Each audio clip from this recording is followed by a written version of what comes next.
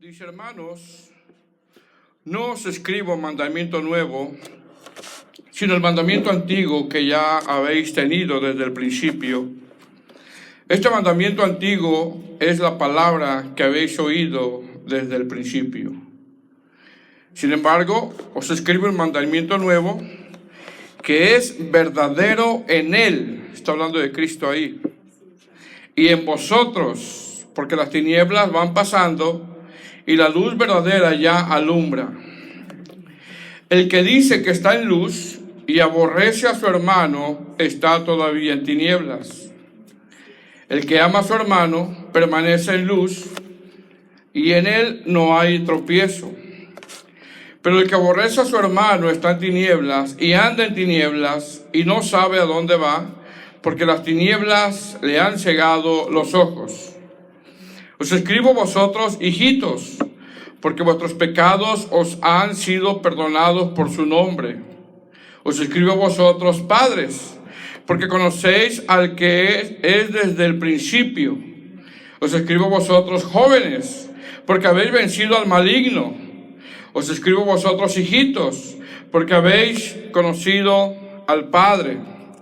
Os escribo vosotros, padres, porque habéis conocido al que es desde el principio. Os escribo vosotros, jóvenes, porque sois fuertes y la palabra de Dios permanece en vosotros y habéis vencido al maligno. No améis al mundo, ni las cosas que están en el mundo. Si alguno ama al mundo, el amor del Padre no está en él. Porque todo lo que hay en el mundo, los deseos de la carne, los deseos de los ojos y la vanagloria de la vida, no proviene del Padre, sino del mundo. El mundo pasa y sus deseos, pero el que hace la voluntad de Dios permanece para siempre. Vamos a orar. Vamos a orar. Padre Santo, te damos gracias por esta reunión. Te damos gracias porque has tenido misericordia de nosotros, porque cada reunión nunca nosotros podemos olvidar que es por tu gracia y misericordia. Ahora te pido, Señor, te ruego, te suplico que me ayudes a mí, a mis hermanos, a cada hermano que se encuentra en este lugar, a cada hermana, a cada joven, a escuchar tu palabra, Señor, y de que la podamos atender, atesorar en nuestro corazón. Y por medio de tu Santo Espíritu la llevemos a la práctica. Te doy gracias en el nombre de Jesús. Amén. Siéntese, hermanos.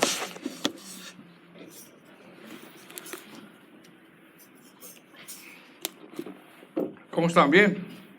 ¿Se desveló anoche? ¿Poquito? ¿A la 1 de la mañana? Bueno, ahorita voy a ver si se desveló, ¿ok?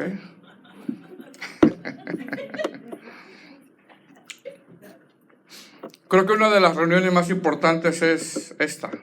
Amén. Y de la cual debemos de, como cristianos, ser diligentes a la hora de venir a la casa del Señor. Amén.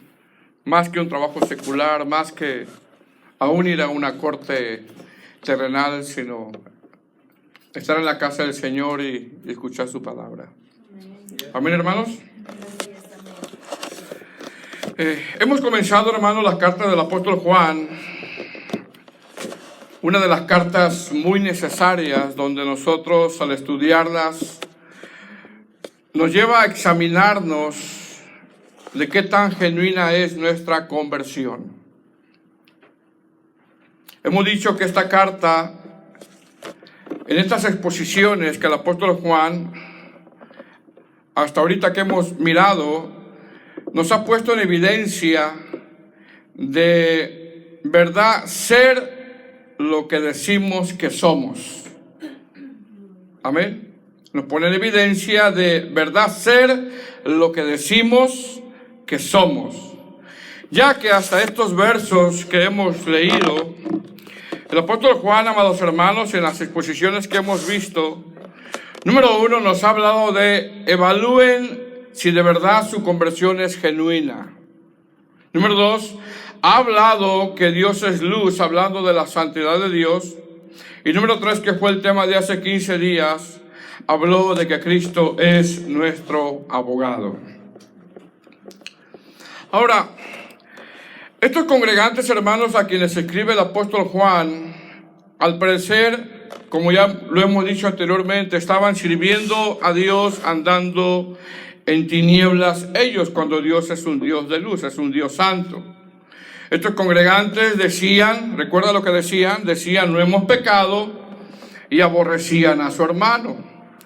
Estos congregantes decían, no tenemos pecado, y le hacían a él, aquí hermanos, al Señor, le hacían a él mentiroso.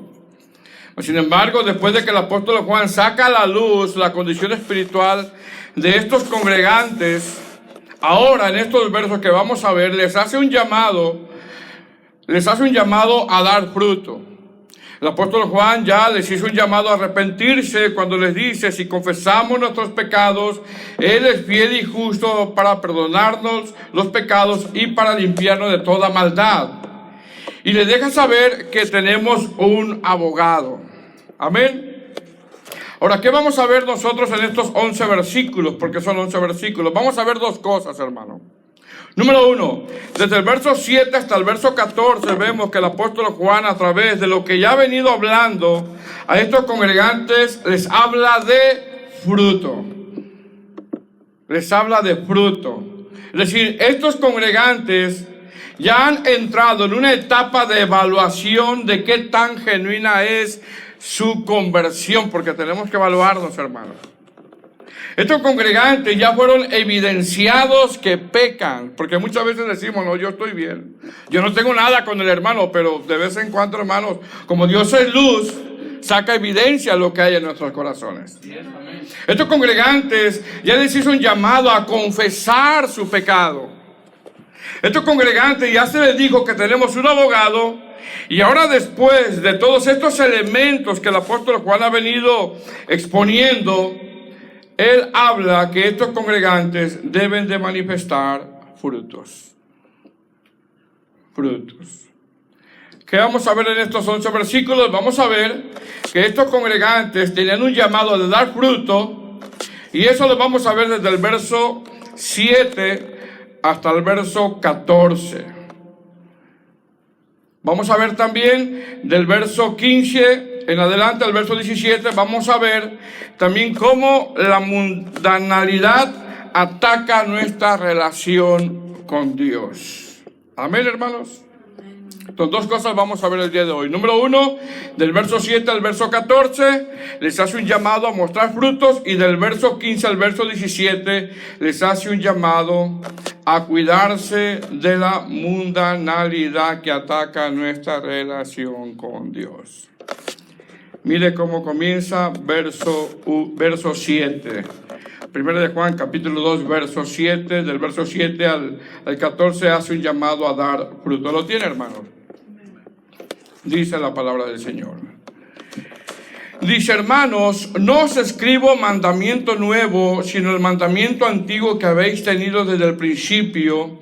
Este mandamiento antiguo es la palabra que habéis oído desde el principio. Ahora mire bien, hermanos. Una vez que el apóstol Juan ha llevado a estos congregantes a reconocer que pecan y que vayan a ese abogado que es Cristo, en estos versos vemos cómo el apóstol Juan espera que estos congregantes muestren fruto, y lo primero que le dice es, la primera palabra que aparece ahí, ¿qué es, hermanos? Hermanos. Hermanos. Pregunta, ¿por qué le dice hermanos? Le dice hermano, ya que lo que le va a pedir el apóstol es que muestren algo que no es fácil, pero tampoco es imposible. No es fácil, pero no es imposible. No es imposible. Repito, le dice hermano, ya que lo que le va a pedir el apóstol Juan a estos congregantes es que muestren algo que no es fácil, pero no es imposible. Dice el verso 7, hermanos, No os escribo mandamiento nuevo, sino el mandamiento antiguo que habéis tenido desde el principio. Este mandamiento antiguo es la palabra que habéis oído desde el principio. La versión lenguaje actual dice, hermanos en Cristo. Pregunta, ¿por qué le dice hermanos y no hijitos? Porque ha venido diciéndoles hijitos. Respuesta, le dice hermanos en Cristo, ya que los que están en Cristo, mire bien, si usted está en Cristo, ¿cuándo están en Cristo? Le dice hermanos en Cristo, ya que los que están en Cristo, esto que les va a pedir lo pueden hacer. Lo pueden hacer. Es decir, el apóstol Juan le está hablando a hermanos que están en Cristo. Le está hablando a hermanos que han recibido una nueva naturaleza. Está hablando a hermanos nacidos de nuevo. Está hablando a hermanos a los que en sus corazones ha sido derramado el amor de Dios. Dice hermanos en Cristo, dice la versión lenguaje actual. No les estoy dando mandamiento nuevo, les estoy repitiendo un mandamiento muy antiguo que ustedes ya conocen. Se trata del mismo mandamiento que Dios les dio desde el principio. Pregunta, hermanos, ¿a qué mandamiento antiguo se refiere el apóstol Juan que ellos sabían y conocían? ¿Cuál? Deuteronomio 6:5. Y amarás a Jehová tu Dios con todo tu corazón y de toda tu alma y con todas tus fuerzas. Levítico 19:18. Amarás a tu prójimo como a ti mismo. Y al final dice, yo Jehová, como si fuera su firma de él. Pregunta, ¿estos dos mandamientos antiguos lo pudieron cumplir? No.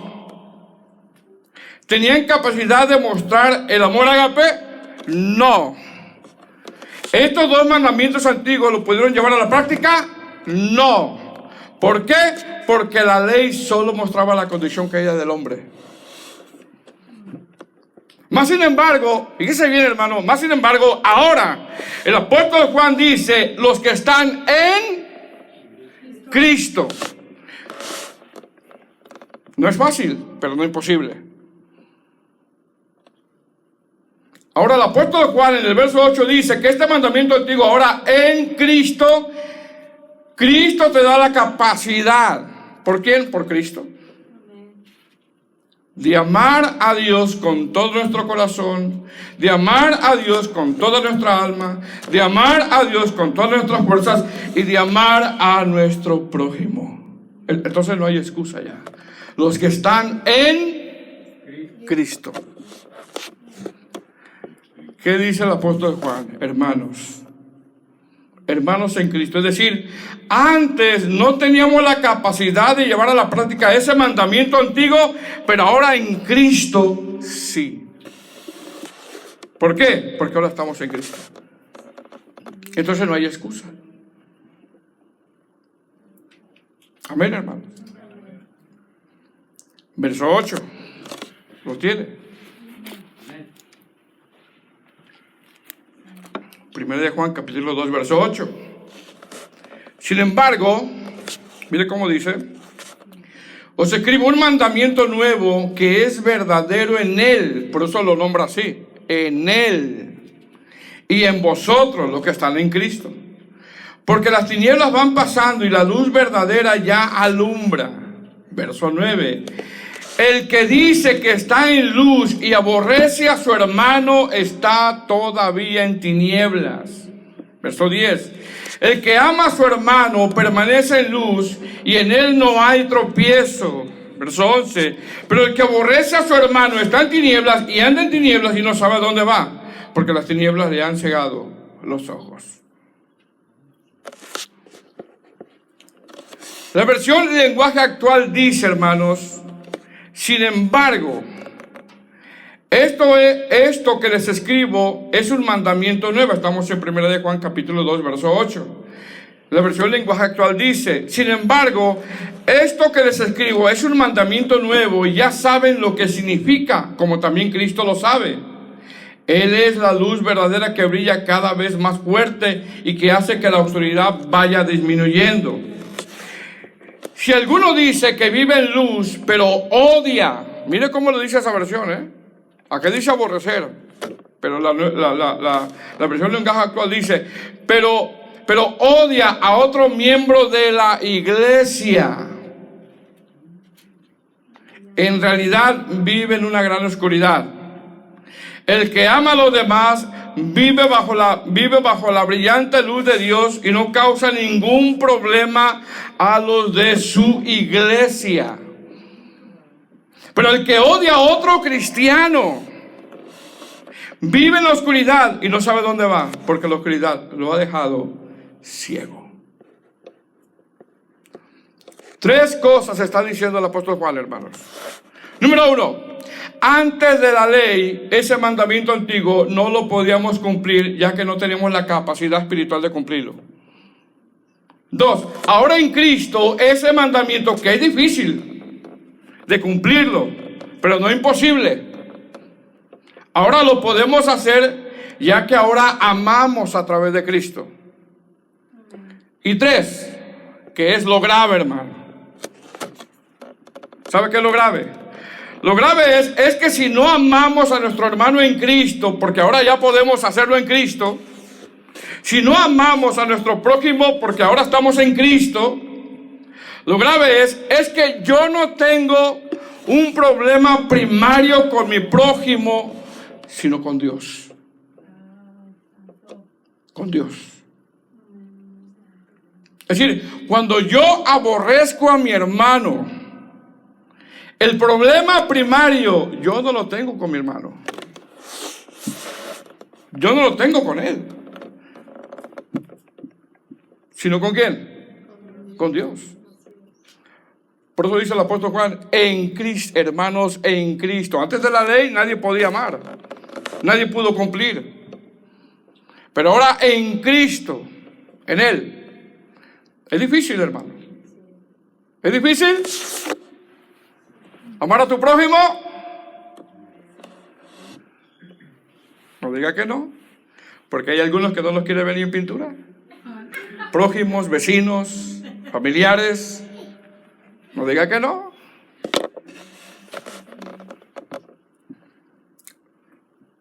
Cuando usted aborrece o yo aborrezco a un familiar, a un hermano, yo no tengo el problema primario, yo no lo tengo con mi hermano. El problema primario yo lo tengo con Dios. Con Dios. Eso es lo que está diciendo el apóstol Juan. El que odia. No, yo no tengo nada, pero en el corazón hay cosas que no puede ver a la persona. El que odia, el que no soporta, el que ni siquiera me lo nombres, ni siquiera me la nombres, el que no la puedo ver. Yo no tengo un problema primario con tal persona. Yo el que tengo problemas es con Dios.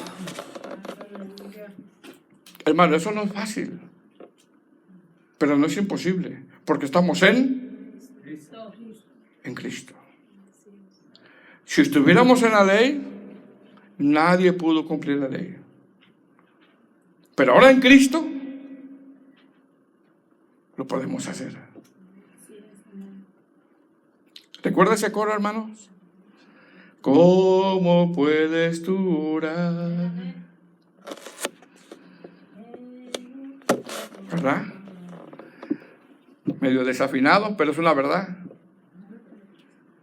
Dios no escucha la oración. Pastor, no puedo amar a tal hermano porque es insoportable. Tienes un problema primario, no con el hermano, sino con Dios. Pastor, no puedo amar a mi prójimo porque me es insoportable tal persona. Tú no tienes un problema con tal persona primario. El problema primario lo tenemos con Dios. Con Dios. Por eso a veces no crecemos, porque tengo un problema primario con Dios.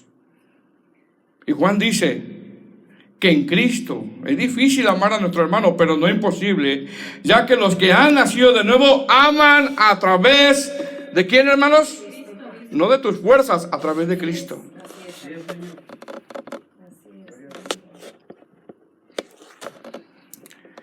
Así que es un llamado a meditar. Hermano, medite. Hermana, medite. Meditemos. Donde si tú y yo o alguien aborrecemos a una hermana, a un hermano, o alguien que quizás no viene ni siquiera a esta iglesia o no va a la iglesia, tal persona no tiene un problema primario con tal persona, sino con Dios. El problema es con Dios. Es con Dios. La palabra aborrecer, la versión lenguaje actual, significa odiar. Realmente es lo que significa. Pero también significa la palabra aborrecer, detestar. Imitar que ama, pero no es cierto. Yo te amo y el abrazo. No es cierto. No es cierto. No querer tener una relación con tal persona es lo que significa la palabra aborrecer. Pastor, pero yo no lo odio, yo no la odio, solamente lo quiero tener lejos de mí. 100 millas de aquí. Hermano, no estamos hablando de los falsos maestros, porque los falsos maestros hay que tenerlos lejos de nosotros. Estamos hablando de hermanos en Cristo. Y aún así el Señor oró por ellos. Señor, perdónalos. Llegar ahí no cree que es tan fácil. Repito, la versión lenguaje actual lo dice más crudo cuando usa la palabra aborrecer, porque dice, pero el que odia a otro miembro de la iglesia, el que odia a otro cristiano, el que no le causa ningún problema a los de su iglesia, o el que le causa problemas a los de su iglesia, yo creo que, hermanos, tenemos que examinarnos todos, meditar.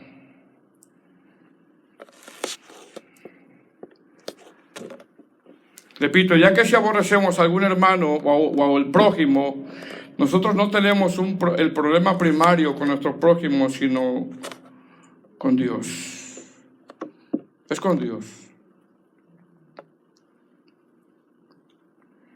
Pastor, pero Dios sabe lo que dice de mí, no importa. Pastor, pero mire cómo se portó, no importa. Pastor, pero mire cómo está la persona. ¿Qué hizo Cristo? ¿Cómo amó Cristo? ¿Cómo reaccionó Cristo? Por eso Juan dice, hermanos en Cristo. Porque uno se puede excusar. Y no es fácil de digerir esto. Uno se puede excusar.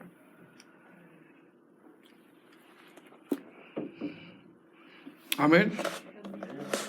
Así de que es un llamado a nosotros a examinarnos. Regularmente examinamos a los demás, ¿verdad? Pero yo me tengo que examinar personalmente. ¿Qué está diciendo Juan, hermano? Lo que el apóstol Juan está diciendo, que el mandamiento antiguo no lo pudieron cumplir. Era un mandamiento que ya lo conocían. Amarás al Señor tu Dios con todo tu corazón, con toda tu mente, con todas tus fuerzas. Amarás a tu prójimo como a ti mismo. Es un mandamiento que ellos ya conocían y que nosotros conocemos. Sin embargo, no teníamos la capacidad de llevarlo a la práctica. Pero ahora en Cristo está diciendo el apóstol Juan. Sin embargo, el verso 8 se escribe un mandamiento nuevo que es verdadero en Él. En Él se puede, hermanos. En Él. En Él lo podemos llevar a la práctica. En Él. Pero muchas veces no se lleva porque se descuida nuestra relación que tenemos con Él.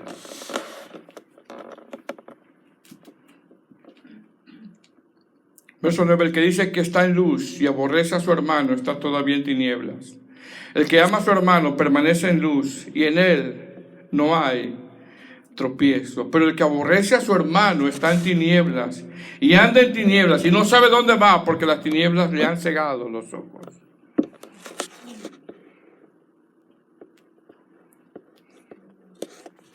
Amén, hermanos. Ahora mire bien, desde el verso 12 hasta el verso 14, el apóstol Juan les empieza a hablar específicamente a estos lectores según su madurez espiritual. Porque si usted y yo ya tenemos algunos años en el Evangelio, ya tuvimos que haber crecido en estas áreas. Pero en estas áreas, en ocasiones seguimos tropezando. Seguimos tropezando. Verso 12. ¿Lo tienen? Os escribo vosotros, ahora ya le dice hijitos, ¿verdad? Os escribo a vosotros, hijitos, porque vuestros pecados os han sido perdonados por su nombre. Juan les vuelve a decir hijitos. ¿Por qué el apóstol Juan ahora en este verso 12 le dice hijitos? Se lo dice por dos motivos. Número uno, los amaba. Los amaba. Y como los amaba, les decía la verdad. Hermano, en el nombre del amor él no se callaba. Los amaba y con la gracia de Dios hablaba la verdad. Número dos, le dice hijitos, ya que les hace recordar que ya no son niños. ¿Ya no qué, hermanos? Ya no son niños. Y que no deberían olvidar que sus pecados han sido perdonados. Y si sus pecados han sido perdonados, ellos también deberían de perdonarse las ofensas unos con los otros. Porque dice, perdonados por su nombre.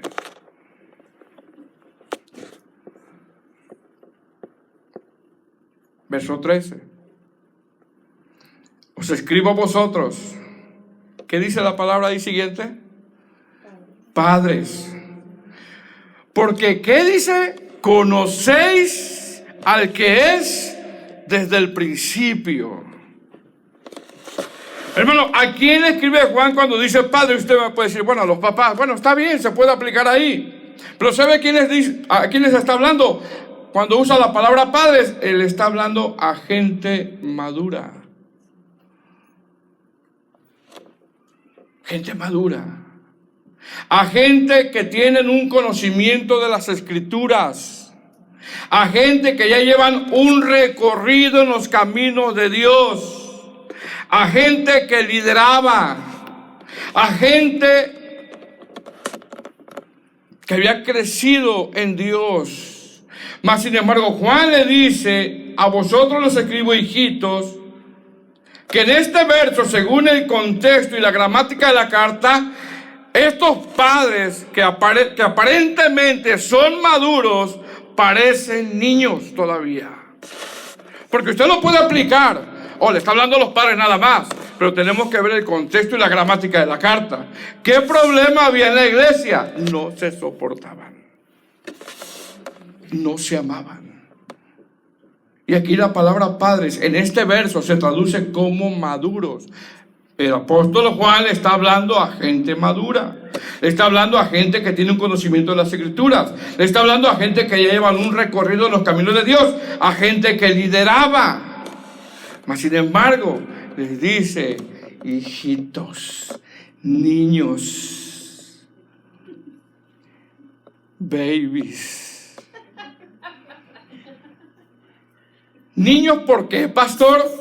Porque todavía ya tenían un recorrido en el Evangelio, supuestamente la gente madura, pero todavía seguían con los mismos problemas de siempre.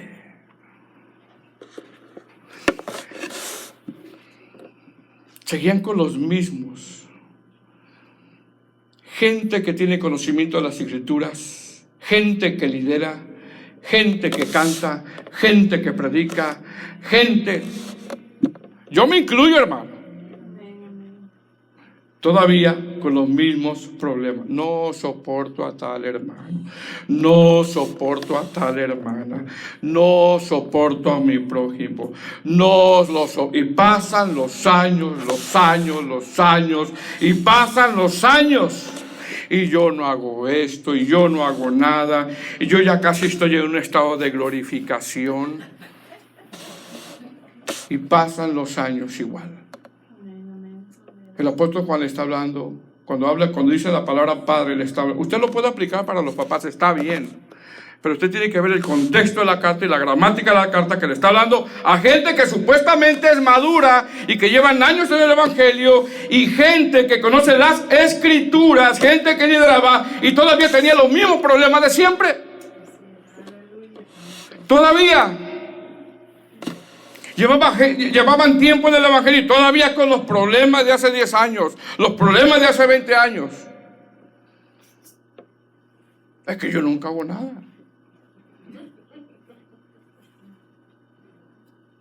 Es que no soporto al hermano. Me voy de esta iglesia. Bueno, allá también va a haber otro que no vas a soportar. Me regreso. Vas a tener los mismos problemas.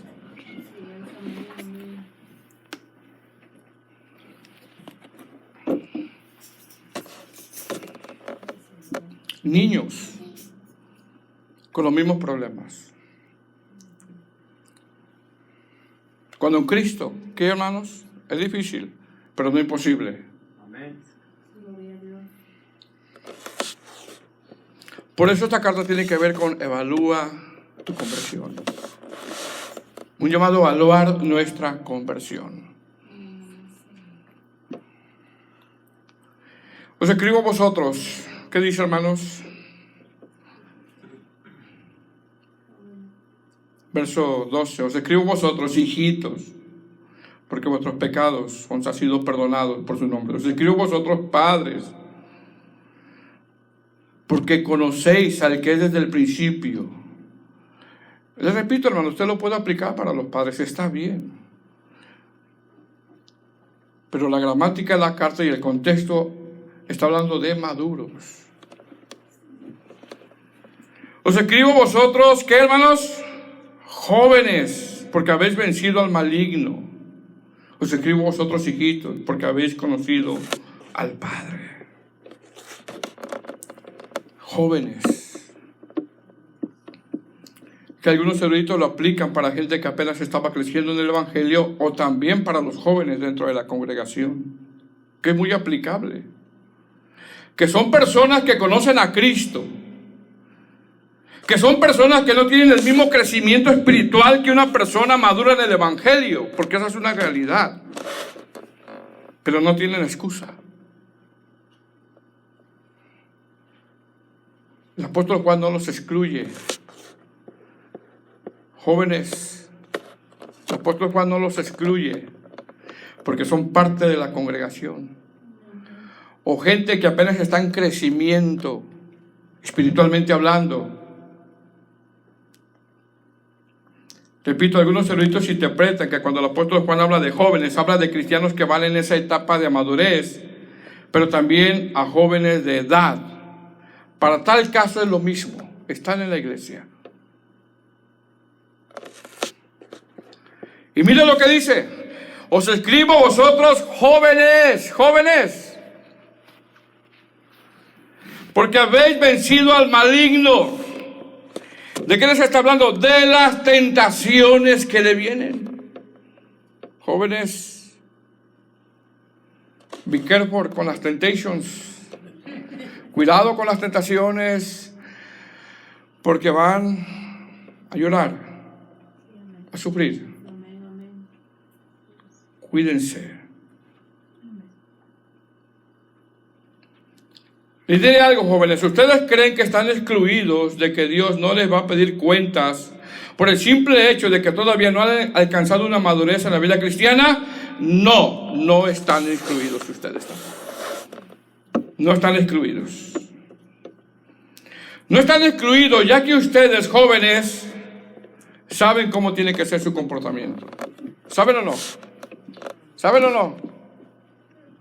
Ustedes saben lo que tienen que escuchar y lo que no tienen que escuchar. ¿Saben o no? Ustedes saben cómo tienen que vestir. ¿Saben o no? Ustedes saben cómo tienen que conducirse. ¿Lo saben o no? Aunque, hermanos, sabemos que los jóvenes están más expuestos a las tentaciones y luchas, por el simple hecho de ser joven, el apóstol Juan no los excluye. Repito, se aplica a los dos. gente que está en una etapa de crecimiento y a los jóvenes, que para tal caso es lo mismo. Sin embargo, el apóstol Juan dice: os escribo a vosotros jóvenes porque habéis vencido al maligno. La versión lenguaje actual dice: les escribo porque han sido valientes, han derrotado al diablo, se entiende, a las tentaciones, y han aceptado con sinceridad el mensaje de Dios. No es de que usted, joven, se va a pelear con el diablo y que le piso la cola al diablo y que el diablo cochino quita las manos de mi vida y que el diablo mentiroso y que quita las manos de mi cheque. No. Y que le piso la cola al diablo y le piso la cabeza. No. Está hablando de las tentaciones. Tentaciones.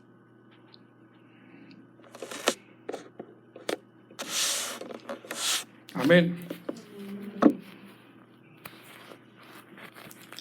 Verso 14. Os escribo a vosotros, padres, porque habéis conocido al que es desde el principio. Os escribo a vosotros, jóvenes, porque sois fuertes y la palabra de Dios permanece en vosotros y habéis vencido al maligno, que se traduce como las tentaciones. Amén. ¿Estamos contentos, hermanos? Amén. Hermano, no es imposible amar a nuestro prójimo. Es difícil, pero no imposible. Amén. Por una vez que el apóstol Juan espera que estos congregantes, ¿qué fruto quiere que muestren? El amar, el amor. Ese es el fruto que él espera, porque ya les habló que Dios es santo, ya les habló si tienen pecado, aunque digan que no, ya les dijo arrepiéntanse y él es fiel y justo, ya les dijo que tienen un abogado, ahora espera fruto. La mayor parte del contexto de la carta este era el problema, se aborrecían entre ellos.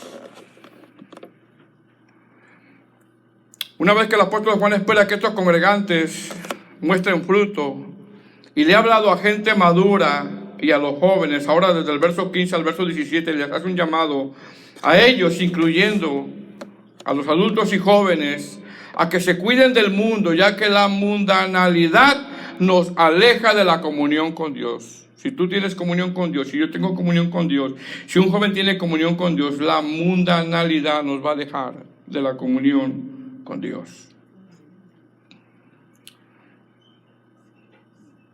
Amén. El apóstol Juan le habla a aquellos que han nacido de nuevo, a aquellos que aman la palabra, a aquellos que reconocen que pecan, a aquellos que andan en luz, a aquellos que saben que tienen que amar a su hermano. Y ahora les va a hablar que muchas de las cosas que hay en el mundo, este mundo caído, están diseñadas para apartarnos de Dios. Si con esto vemos que toda persona que coquetea con el mundo y pone al mundo como algo primario en su vida, la Biblia lo llama adulterio espiritual. Así lo llama, adulterio espiritual. El apóstol Juan en estos versos pone al mundo como agente primario de adulterio. Verso 15. ¿Lo tiene?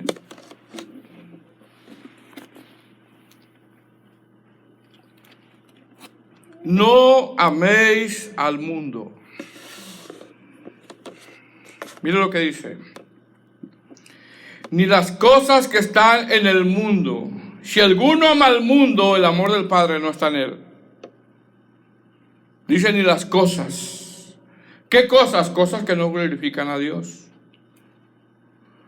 O en todo caso, el mal uso que se les da. No améis al mundo. ¿Qué está diciendo el apóstol Juan? Recuerda, ¿quién está hablando? A todos, a todos. El apóstol Juan ha venido hablando de esos mandamientos antiguos que antes de la conversión no teníamos la capacidad de llevarlos a la práctica, pero ahora en Cristo sí. ¿Qué mandamientos son? Ama a Dios con todo tu corazón. Sin embargo, ahora Juan ve como agente primario una amenaza que puede haber en nuestro corazón, y es el mundo. ¿Qué vemos aquí? Vemos, amados hermanos, que el problema está en lo que amamos más. Ahí está el problema, en lo que amamos más. Pregunta, ¿el trabajo es pecado? No es pecado, hermano, el trabajo es una bendición. Pero sin embargo, no podemos amar más nuestro trabajo que a Dios. En eso consiste el pecado.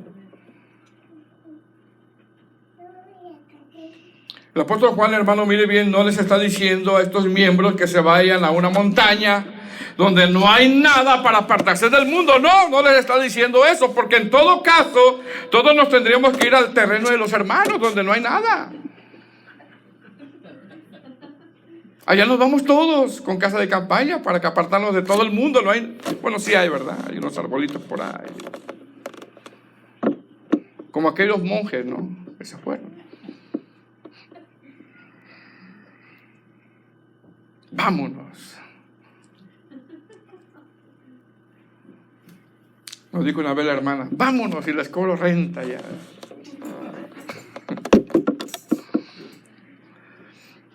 Juan dice, no améis las cosas que hay en el mundo que no glorifican a Dios. No pongas en tu corazón como agente primario las cosas del mundo y a Dios como segundo término, ya que el mundo en el que vivimos, secular, hay un antidios. Verso 16. Y mire a lo que se refiere el apóstol Juan, que no amemos. Verso 16. Porque todo lo que hay en el mundo, los deseos de la carne, los deseos de los ojos y la vanagloria de la vida no proviene del Padre, sino del mundo. Tres cosas que no debemos poner en nuestro corazón y dejar de amar a Dios. Tres cosas con las cuales debemos de luchar, hermano. Tres cosas con las cuales somos atacados constantemente en la carne. Los deseos de la carne. Los deseos de la carne. Y a veces le damos a la carne lo que no glorifica a Dios. La carne quiere esto y se lo damos. Los deseos de los ojos y la vanagloria de la vida. Si usted analiza bien, estas tres cosas son cosas que el adversario le ofreció al Señor en la tentación.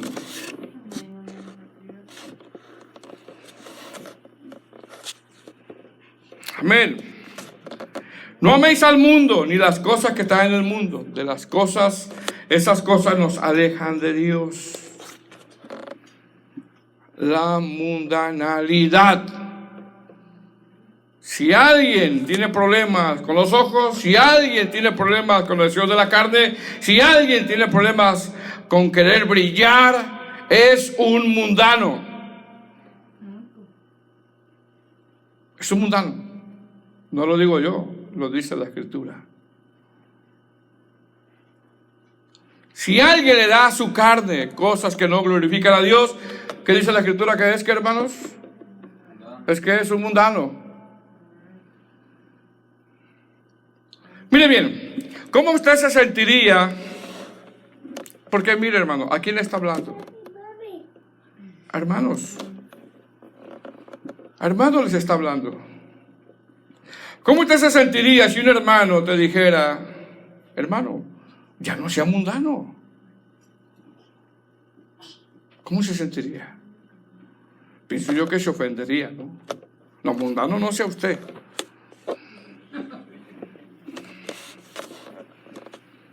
Mas sin embargo, cuando alguien cae en estos tres pecados que nombra el apóstol Juan, tal persona es que un mundano. Los deseos de la carne, que es satisfacer los apepitos de la carne, que es codicia, pasión por algo. Una pasión desordenada es querer algo. Los deseos de los ojos. Mire, creo que no necesitamos un estudio profundo y teológico para entender de quien no tiene control con sus ojos, es mundano. Creo que es claro. Y la vanagloria de la vida. ¿Qué es la vanagloria de la vida? Es querer que el hombre sea el centro de atención. Es quererle robarle la gloria a Dios. Hace una semana me habló un hermano de una congregación en Soleil, donde en esa iglesia hacen muchos conciertos, muchos. Me preguntaba acerca sobre ello. Le dije, mira, el llamado al pastorado, hermano, es como dice el apóstol Pablo a Timoteo, presentarse delante de Dios como obrero que no tenga nada de que avergonzarse, que usa bien la palabra de verdad. Sin embargo, por la forma como se ve este hermano, donde solo le interesan los conciertos y atraer gente, no importando comprometer la palabra, yo no necesito sentarme con él y tomarme un café para saber cuáles son las motivaciones del por cual él pastorea. ¿Qué es lo que él busca? Brillar. ¿Qué es lo que busca? Brillar. Brillar, y nadie puede brillar con luz propia. Busca ser el centro de atención. Y eso es vanagloria.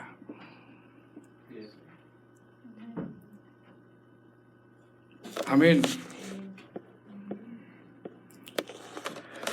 Luchamos contra estos tres pecados, hermanos. Los deseos de la carne, los deseos de los ojos y la vanagloria. Buscamos ser reconocidos. ¿Para qué? ¿Verdad, hermanos? Buscamos ser los primeros. Cuando tenemos que ser, ¿qué? Tenemos que ser humildes. Buscamos ser vistos, que me vean. Buscamos. Estoy hablando en tercera persona, hermanos. No se ofenda, no se sienta mal. No le estoy diciendo a usted, pero usted está escuchando la prédica.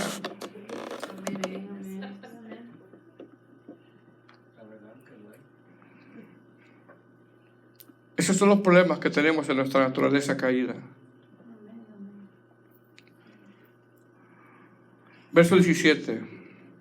El mundo pasa y sus deseos, pero el que hace la voluntad de Dios permanece para siempre. Amén.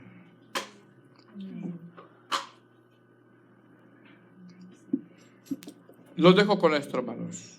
Pónganse de pie. Vamos a orar. Es un llamado a examinarnos. Yo, usted. Que si aborrecemos a un hermano, a una hermana, o a un prójimo, o a un familiar, o a alguien, yo no tengo el problema primario con esta persona. El problema primario yo lo tengo con Dios.